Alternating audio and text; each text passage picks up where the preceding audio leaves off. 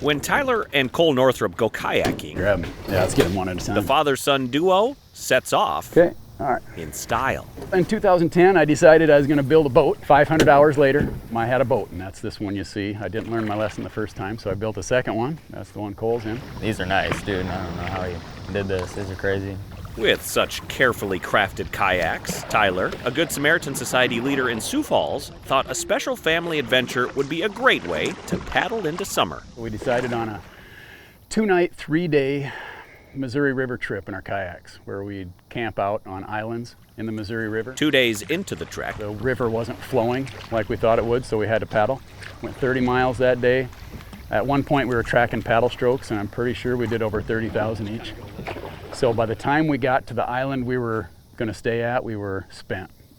Be a pretty good way to say it. So we beached our kayaks as best we could, put up our hammocks, crashed for the night. when evening turned into morning, a stroke of bad luck. When I looked over the edge, what had been sand the night before was water. Well, I was booked from the night before. I just kind of thought I was dreaming or something. And one kayak was missing. I'm barely awake, and he's like, kayak's gone. I went from feeling like world's greatest dad to world's most incompetent dad, if I'm being honest. The water was too cold. We weren't going to be able to swim through this deal. Can't get 2 people on one kayak.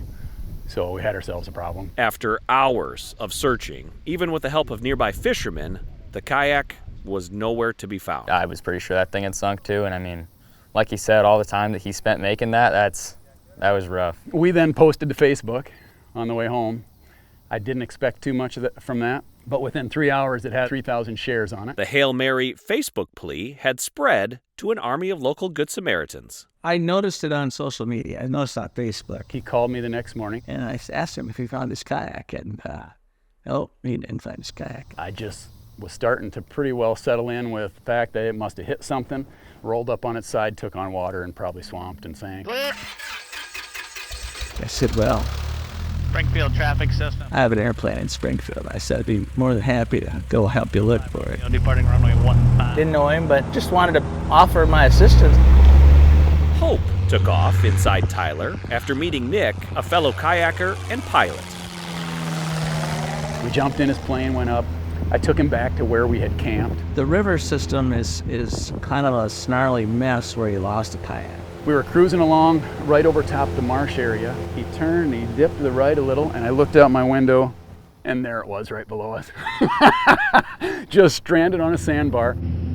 Right there is where we found it. There's a little bit of chute that goes off to the right down here with this little piece of water, this little creek down here. It was about 30 yards in from the main body of water. And I hit Nick and I said, there it is.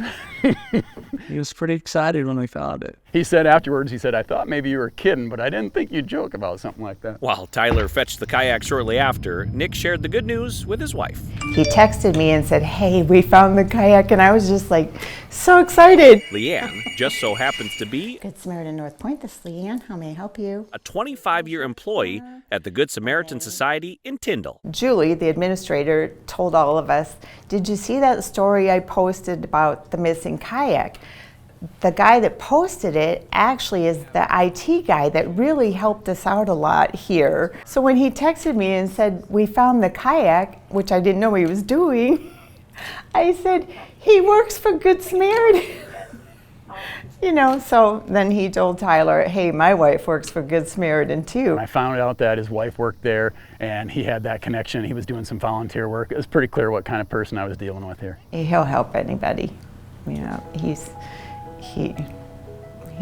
always there to lend a hand for somebody. I like to just try to be a good person, and however I can do that. Nick's been known to pitch in at the Society, an organization filled with dedicated staff coming through for others every day. I know what they're about and what the mission and, how compassionate Today's reading. Leanne and this entire staff is for the people and, for the residents. That's why they're here, is for the residents. All these folks are like my family. I would say meeting Leanne was the best thing that ever happened to me.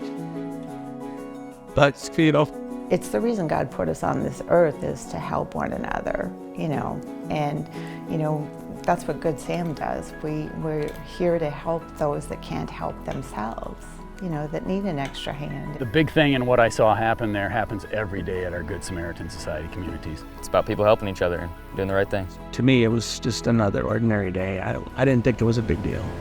I just helped a stranger out, but Helping a stranger on the side of the road, or in this case, the bank of a river. anybody should do that, really. Something that's limited to us is time, and I feel like people take that for granted, and And getting this father and son back on their way. it's a good chance for me to get out there and spend time with my dad, I think. So With the Good Samaritan Society and Sanford Health these News, trips will be cool. I'm looking forward to the next one. I'm Matt Holson.